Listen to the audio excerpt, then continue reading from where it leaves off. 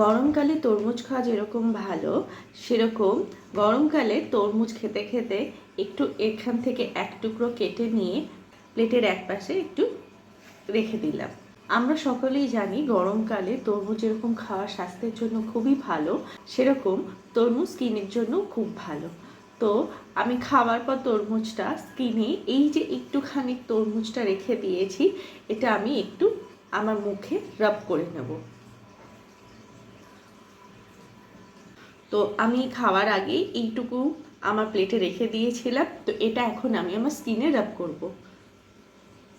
ঠান্ডা ঠান্ডা তরমুজ গরমকালে খুব ভালো লাগে। এটি ত্বকের উজ্জ্বলতা বাড়ায়, ত্বকটাকে স্মুথ করে। বেশি না, হালকা রাব করব। 2 থেকে 3 মিনিট স্কিনে রেখে দিয়ে তারপর ভালো করে ধুয়ে নেব। এটা আশা করি সবাই জানে, তাও আমি আপনাদের সকলের সাথে শেয়ার করলাম।